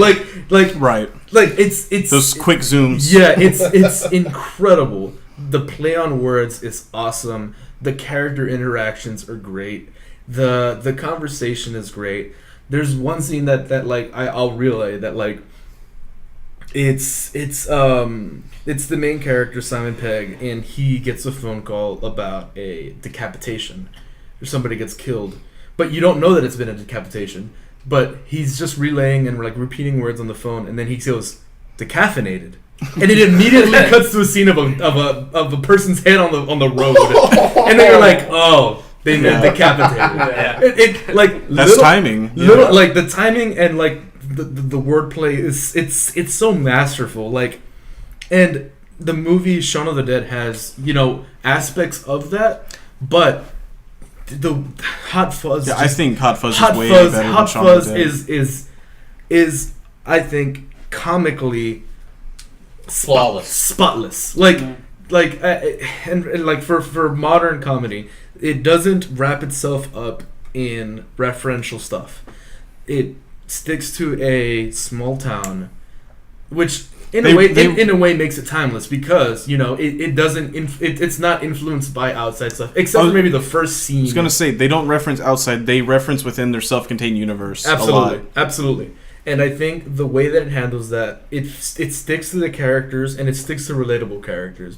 You've got somebody who is a supermarket shop owner, like it develops that character the way that it does. You've got a cop who tries too hard and a cop who doesn't try hard enough. Right. You have the straight man Yeah. and the bumbling idiot. Yeah. And yeah. Simon Pegg is a fantastic straight man. Yeah. And Is it Nick Frost? yeah, Nick Frost. Is an awesome Yeah. idiot. Like And like it that movie does so much for me that like that is honestly, seriously, that is the movie I've seen the most times, next to maybe Jurassic Park. Whoa! Like, which should have made it into my top 5. But Seriously? what's cool about that one? Finds a way. Shaun of the Dead, at the end of the world, is that how each one of these movies has a part in the third act where shit just goes like dark and bleak out of nowhere. We're all having fun listening to Queen whacking a zombie, and then next thing you know, like they've been mass murdering people and throwing their bodies in the sewer.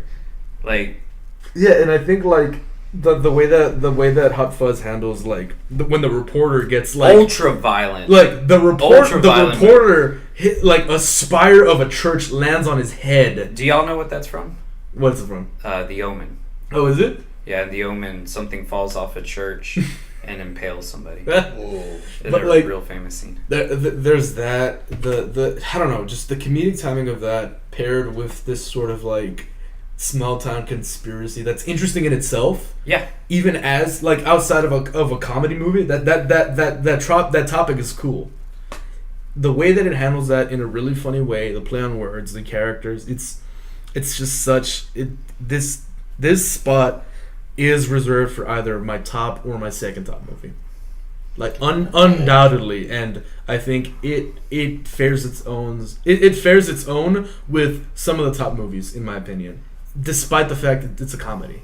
Yeah, it's pitch perfect. So my number one film, and it is my number one film, is so definitively 1982 sci-fi noir Blade Runner. Wow! Directed by Ridley Scott. Cool. I have never seen Blade Runner. Oh! Me neither. This movie is so fucking good.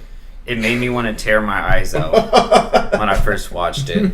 I wanted to like throw bleach in them because I would never see anything so good ever again. It's the peak. Yeah. And it's like, no, I saw it.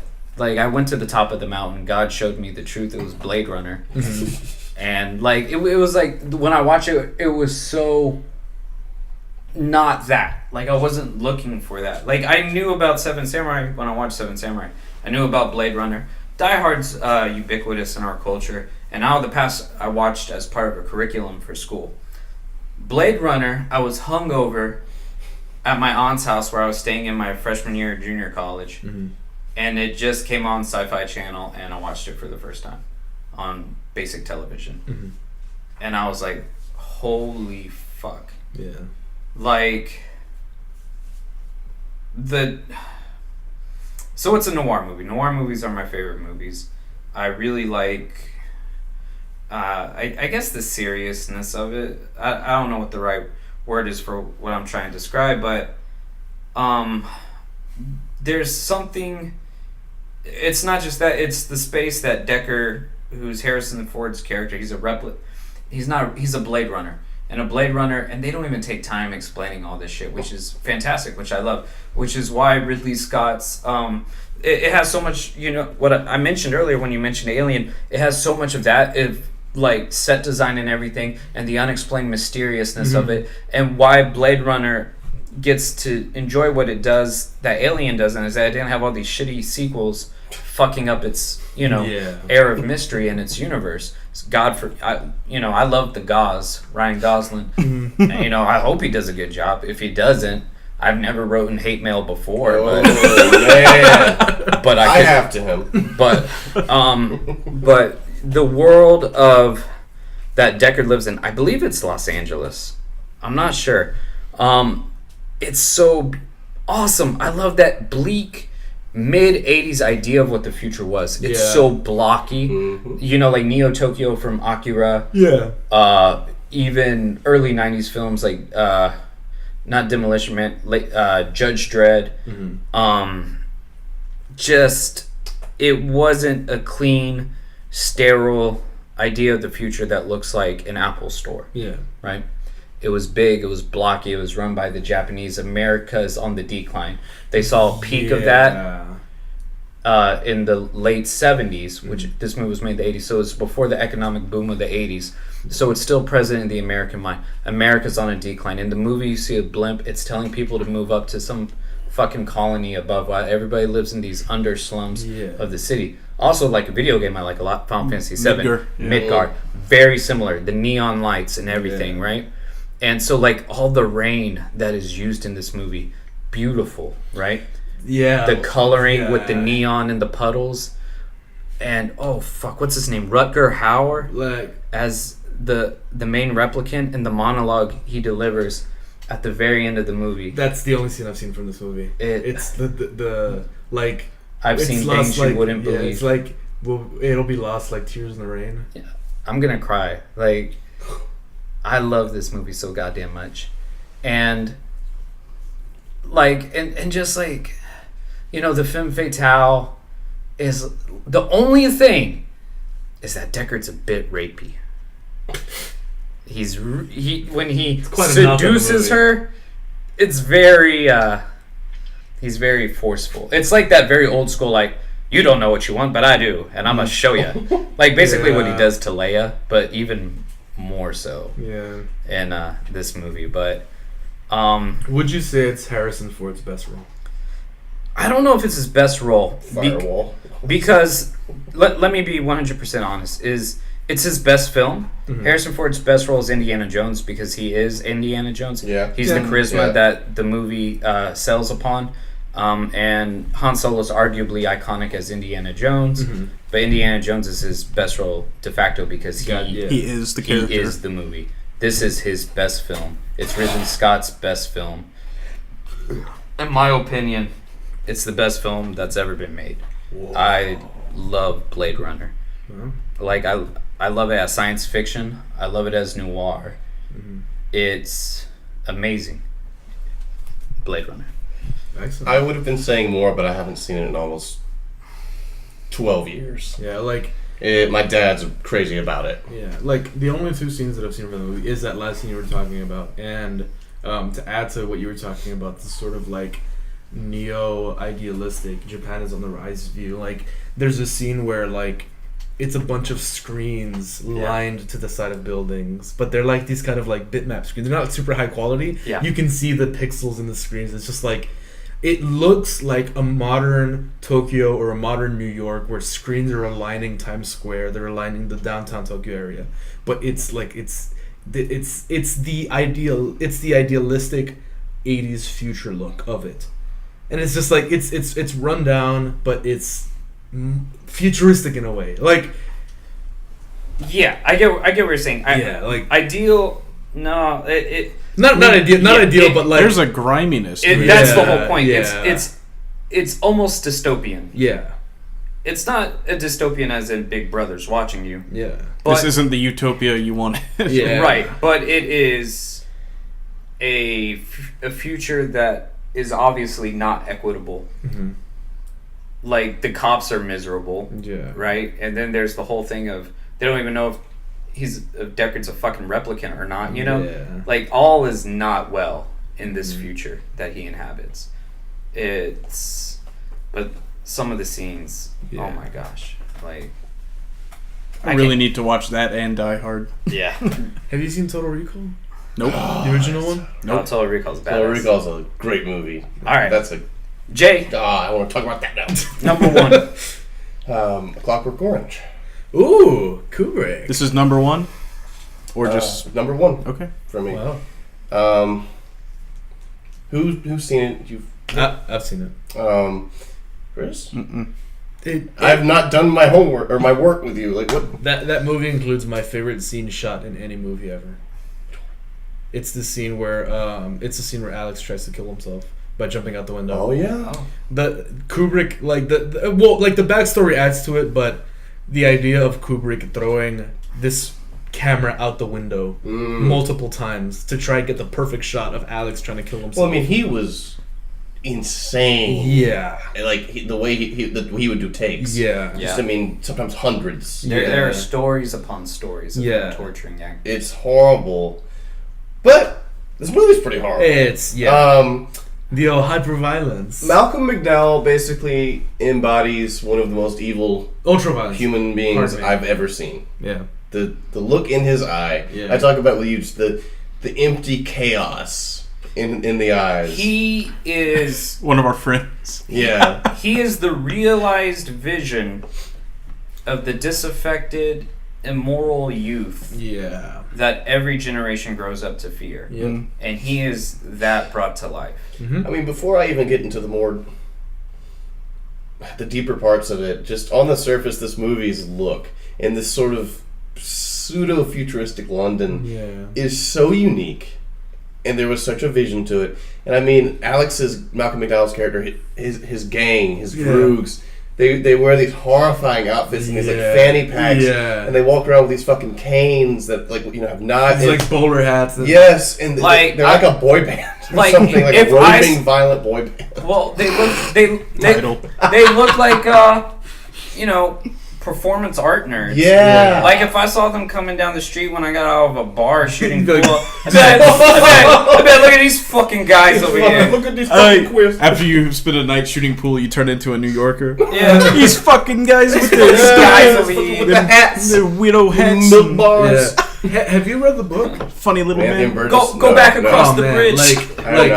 One reason that I really appreciate this movie is because, I mean, in high school we were supposed to read the book. What the fuck high school did you go to? Well, I mean, I went to a private school. I went to a private school, so the teachers I would have been so happy. They strived to give us the books that were banned. You know what I mean? They strived to educate us about those kinds of books. There were some real memers. And I remember having to learn the NADSAT language, that like English mixed with Russian language. Oh god. So like, Vidi is like I see, Slushy is I hear. Like Moloko is that like milk alcoholic drink that they drink, drug laden milk. Yeah, and like the way that it creates this universe of this like Russian influenced England, it's so cool. Like I've never seen anything like it. It's incredible. And there's just a lot of women with just like crazy colored hair. Yeah. For no fucking reason, including very normal women, just purple hair. Yeah. And it's bizarre. It could happen. Well, and I mean, do you understand the title? A Clockwork Orange. Yes. Yeah. Organic on the outside after the aversion therapy, but still mechanical on the inside. Yeah.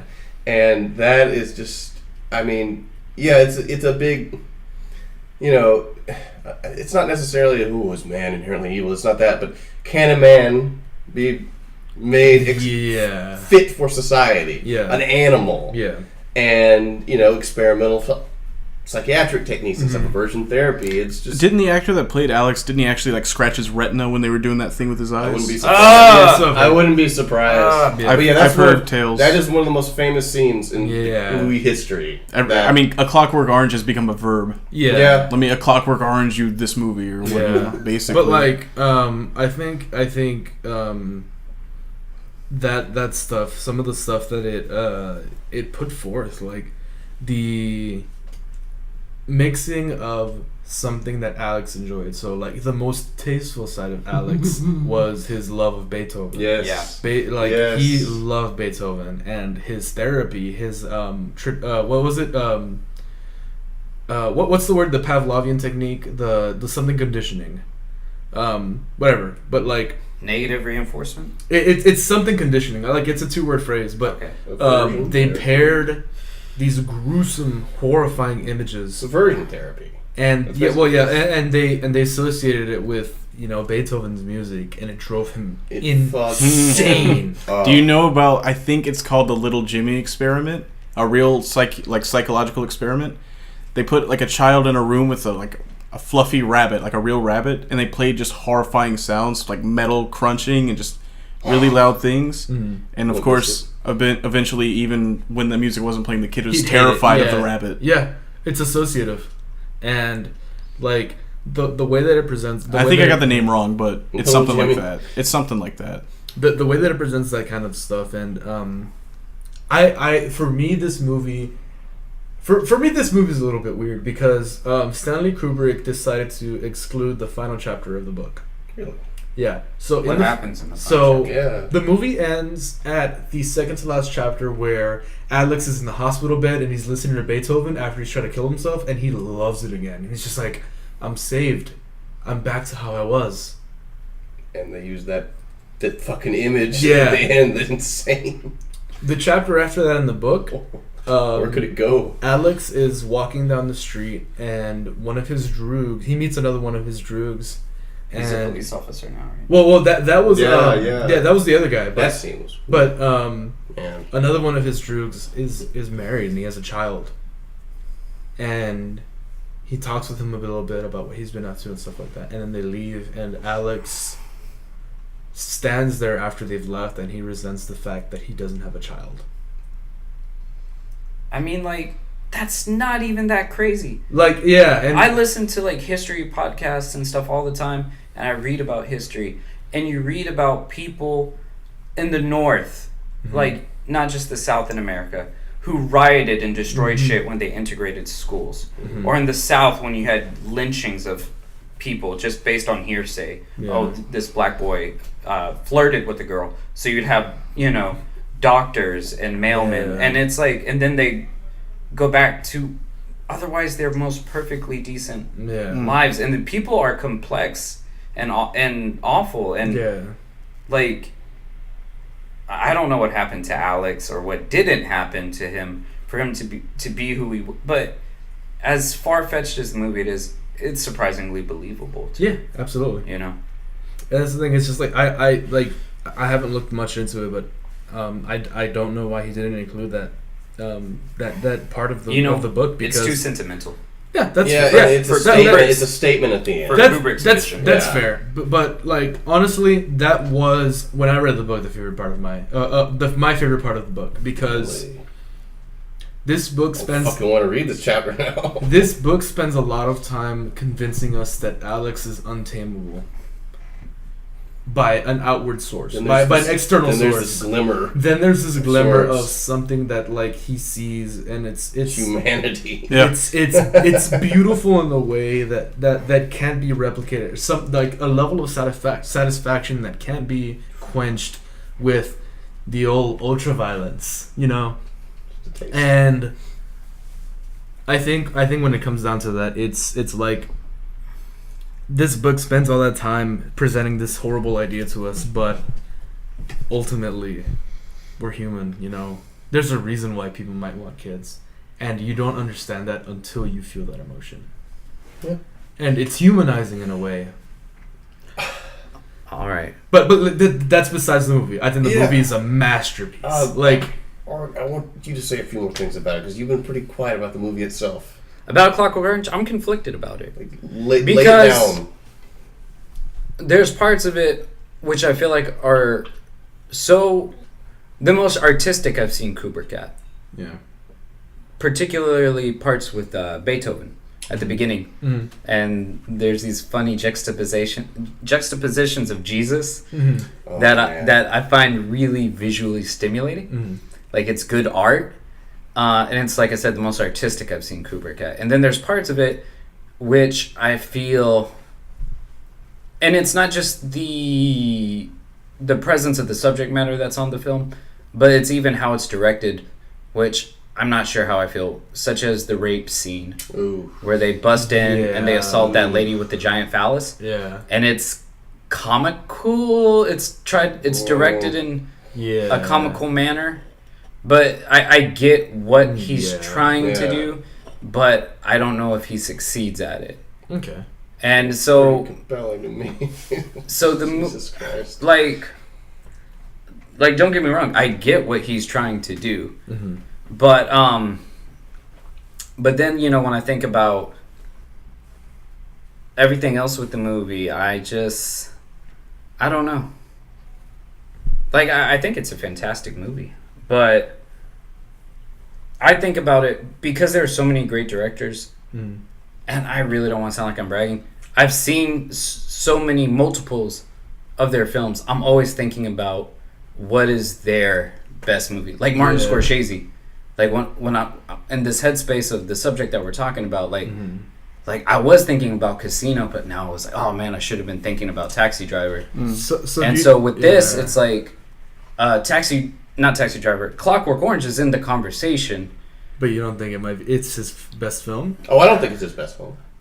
It's just my favorite. It's your favorite. Yeah. What is it about it real quick, and I know we spent a lot of time about it. What is the single quality about this movie that makes it your favorite film? I mean, the music, it creates this strange tone, this excited, delightful horror as you see the events unfolding. It's so energetic, and it's so psychotic in a lot of ways, and the violence of it paired with that, I've always liked really conflicting music and like material. Like I've always found that to be fascinating, and this movie does it in a certain way, even when violent things aren't happening. And at some points, it's comical. Like there's a sex scene that's sped up that's very famous, and the music is just ridiculous, and it makes it just so crazy.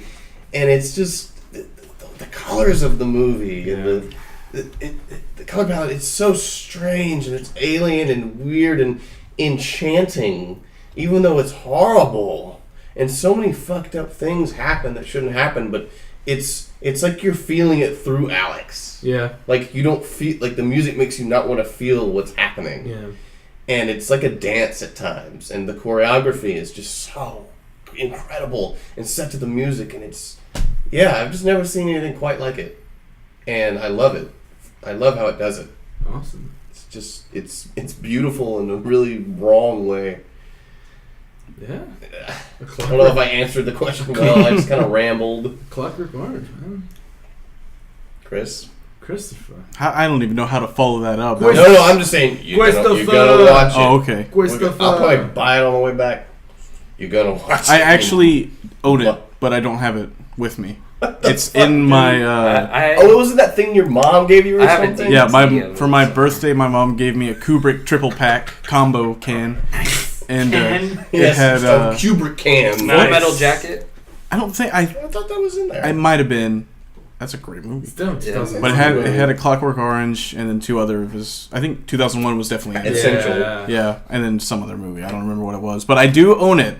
But I do not have it with me. Have her ship it out. It is in their DVD cabinet somewhere.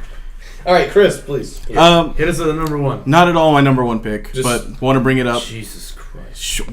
Get with the structure, dude. We all worked for this. No. You didn't. You just fucking threw some ramshackle shit together. All right, here it is. All right. Number one, grown-ups. Oh, Grown-Up. Rick and Morty movie. You're hurting me. The live-action movie. You're hurting me. I'm sorry. No hey, who would play Rick and Christopher Walken and Michael Cera. That you nailed it. All right. Okay. That was so quick. He's been thinking about it. Apparently. Okay. I fantasize. Creative consultant. I gotta throw in Apocalypse Now. Woo! Has anyone seen it? Never seen it. You've seen it? Okay. Not I really like that movie, but I like things that take on a life larger than the movie itself. Mm-hmm. And this movie is based on Joseph Conrad's Heart of Darkness, but they set it in Vietnam. And there's just so many. It's a great movie, like front to back. It's like an adventure movie more than a war movie. Like I don't know how you feel about that, but it's almost supernatural. It's like the undertaking that Martin Sheen's character does. Oh, great going cast. down the river. Yeah. To find was it Kilgore? Kurtz. Marlon Brando's character? Yeah, Colonel Kurtz. Yeah. I think Colonel, yeah. To find him. It's such like man, it like him he's like going from the land of the living to the land of the dead. Mm-hmm. And like it's amazing. Thematically, like it's a war movie, but the reason I say it's more of an adventure movie is because it's not focused on like firefights or anything like that. It's focused on characters. Mm-hmm. And like there's a quote about, it's from it's made by Francis Ford Coppola, and there's a quote that says, "My movie isn't about Vietnam, it is Vietnam." Yeah. And I think like thematically, yes, that's exactly what it is. It's just like this. I don't even know how to describe it. That is such a. I'm at a loss right now, but it's, it's effervescent what it's trying to capture. Like I said, what they're doing in capturing the spirit. you know, like you said about Vietnam, about man degenerating. Mm-hmm. Like those characters transform as they go down this river. Like it's like the river Styx. It's just like I was thinking they're about on their way down. just a minute ago. They're traveling. I wanted to throw it out, but I know it was okay. They are traveling through hell. Yeah. Like just nonstop hell, and like characters die like just randomly, basically. Oh, Lawrence Fishburne's in it, by the way. Everyone's favorite. Larry. Oh, young Lawrence Fishburne. Yeah, Larry Fishburne. Top Mark Larry. He's credited as Larry Fishburne. I don't know why that popped into my head, but what I wanted to say about it taking on a life larger than the movie itself is there are so many production issues about this movie that they made a documentary about it. Whoa. And it's often like packaged together. So much so that it's the launching point for the movie Tropic Thunder. Really? Yeah, the whole production of it. I haven't seen like that, them being crazy over budget. Like, that's what it was. They're shooting on set. Does a character actor Martin Sheen had a heart attack during production. Marlon Brando showed up to the shoots like incredibly overweight. Yeah. Like this, I think there was like some real like disease going around. Maybe like I haven't seen it. I'm dying to see Hearts of Darkness, which is what the documentary's called. Wow. Like that's it. If you just read the Wikipedia, it's like compelling. Don't read it. Watch it. Yes, Yeah. I want to read. I want to watch that Yeah. documentary so badly. It's almost like a combo pick for me. Whoa. But yeah, Buy one, get one. Basically. All right. I don't know what I just said. That was movie. So that was it. Man, that was quite a long top Hey, 5. yes. Yeah, but I mean, it had to be. You guys Absolutely. remember when we said we didn't want to go an hour 50 for movies like we did games? We did an hour 50. Fuck, it's over that. 4, 3, 2, 1. Goodbye. Yeah. How long was that? Hour 50. Oh my god! I didn't believe you. Holy shit. Whew.